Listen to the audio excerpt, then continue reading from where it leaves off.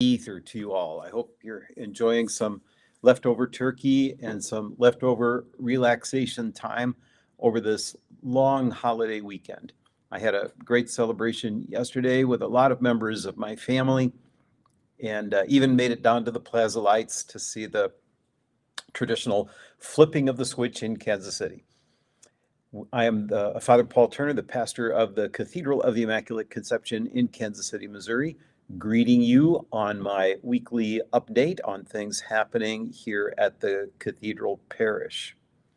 We are finishing our liturgical year over the next 24 hours, and soon we'll be celebrating the first Sunday of Advent together in the church.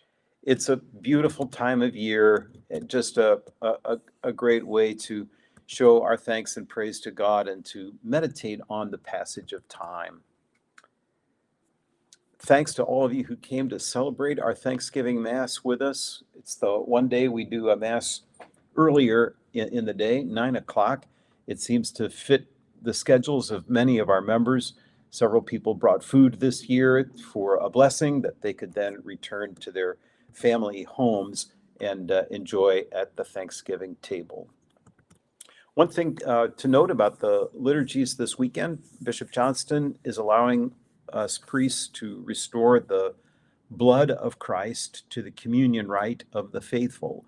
So those of you who would like to participate in communion under both kinds will be able to do so at all the masses going forward from now. I'm very pleased to be able to offer this option. I understand many people still feel uncomfortable drinking from the cup in the light of the health issues that we have faced over the last couple of years. At the same time, know that the Church encourages communion under both kinds, that the blood of Christ under the form of wine is a sign of celebration today, a sign of the celebration we hope to have at the end of time as well. It is, probably many of you enjoyed a glass of wine as part of your Thanksgiving meal this week. It just has a way of enlivening the celebration and raising it up to a higher standard. The general instruction of the Roman Missal also points out that to drink the blood of Christ is to participate in a different way in the new covenant that we have through Jesus Christ. You may recall passages in the Old Testament where the first covenant that God established with the chosen people was ratified in blood. Moses sent some of the young people from the community to slaughter a bull, bring the blood back to the altar. Aaron sprinkled the blood on the altar and on the people. And that blood ratified the covenant that God made. In the new covenant, Jesus ratified it with his own blood on the cross. We do not sprinkle it, but amazingly, we're invited to drink it. He invited us to drink his blood as a sign of the new and eternal covenant. So it brings the celebration of communion up to a level where perhaps it had not been before, or where it just becomes more expressive of what it is that we believe.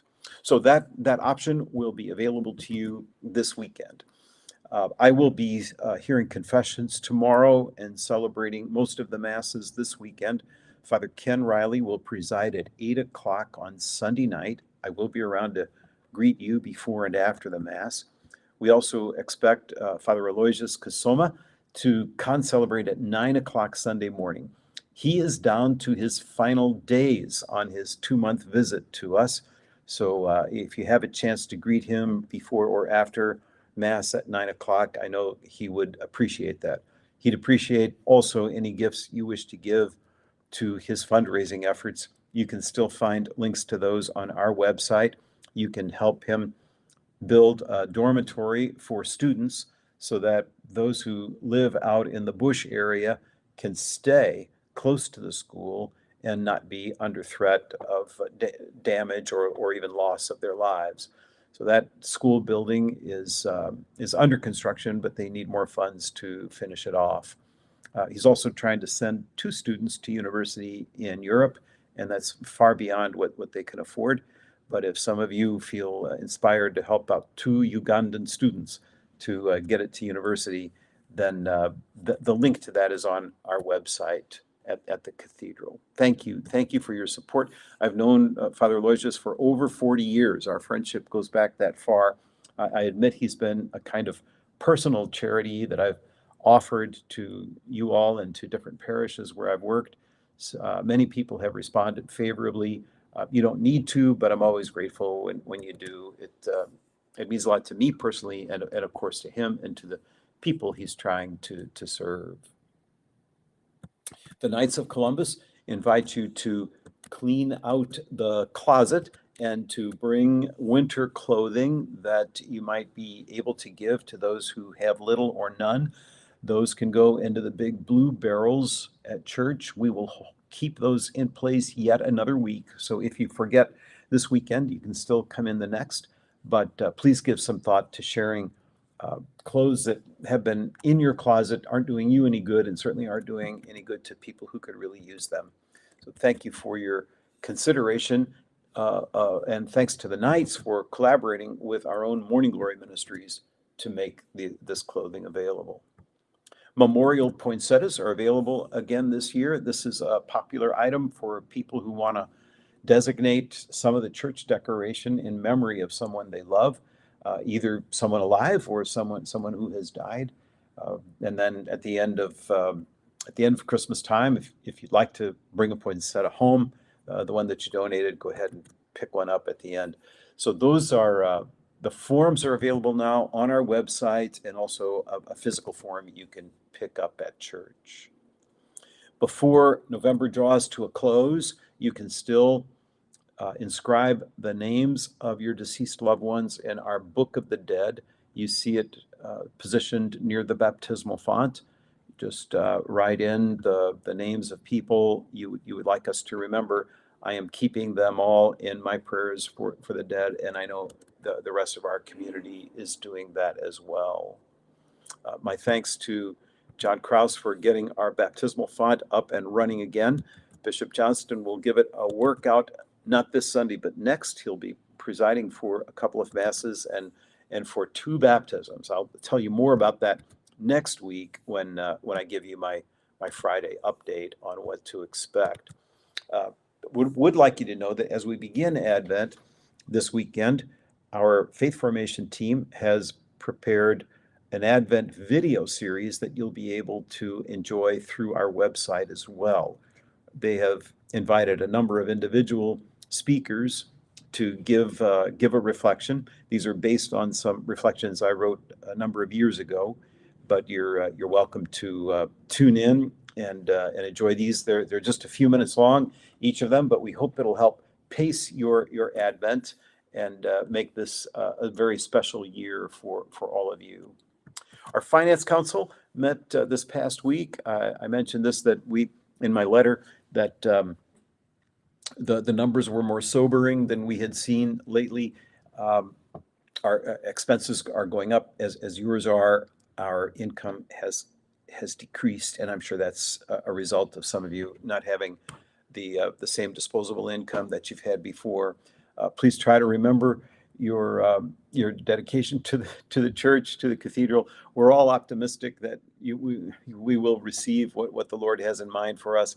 So if the Spirit is prompting you to make a special gift this Christmas time, we would be grateful to receive it. We're grateful for any of the support that you give us, no matter how large or small.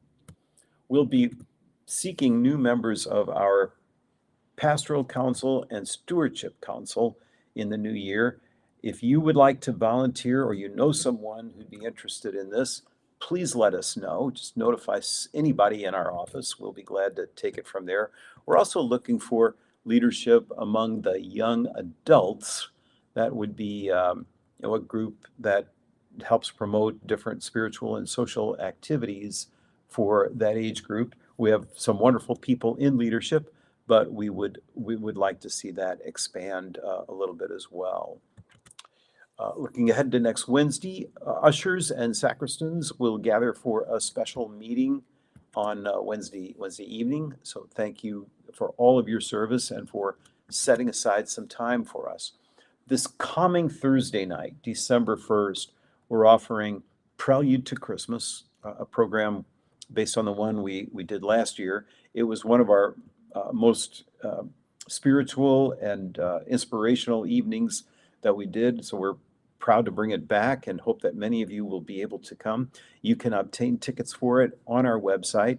You'll hear beautiful choral music, instrumental music, reflections on this season. It will get you in the right spirit of Advent, not just for Christmas, but to help you really make this Advent something very, very special. Young adults, you're invited after that event over to the Quaff. I will join you over there for Prayer and Pints, a gathering we try to do monthly or so. We thought for our prayer this time you could gather with us for the Prelude to Christmas, and we will take it from there. Each year, Bishop Johnston asks all the parishes to participate in the annual Catholic Appeal. We have done very well with this in the past, but over the last few years, we have failed to reach our goal. We're right now at 50% of goal, so thank you for those of you supporting it. I know we're asking you to support many different causes right now. This is a key one that helps provide many services throughout the diocese. We personally benefit from that. Most notably in our building campaign, we have expertise at the diocesan level helping us at every step of this journey. The fundraising, the planning for the building, it's just been extraordinary, the help that we've given. Those salaries get paid out of the annual Catholic Appeal, and this is one way that you can show your support for all that they have done. Speaking of the Building Glory Capital Campaign, gosh, your generosity is really paying off. The one gift builds on another, on another, on another. So those of you, especially those of you who got involved at this from the very beginning, you should know that your gifts have multiplied because you took a step forward in faith to get us to this point. We are at about $10.8 million in pledges toward a project we think will not be over $14.4 million. We're still raising funds. Our goal is to actually get all the pledges we need so we will not have to carry a debt. We're nearly approved to go forward with this. If we get the approval, we'll be able to break ground very soon.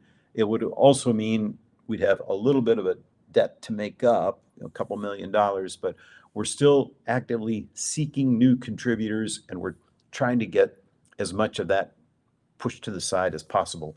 We'd love to be able to break ground and put the building up with all the pledges there, $14 million worth. So we're very, very close, and that's thanks to your dedication, your support, your prayer. I'm just very grateful to you all. I think that's everything I have for you. Let me take a quick look to make sure I'm not overlooking anything.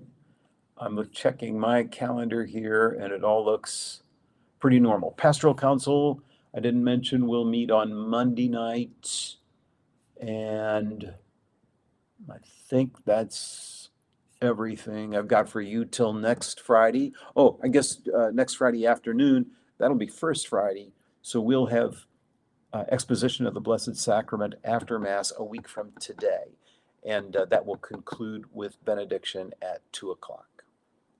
That's it. Thank you. Thanks for tuning in. I hope you have a beautiful day and a great weekend, celebrating with family and friends and coming to church to celebrate the beginning of a new year, the Advent season beginning, the year of our Lord 2023. God bless you.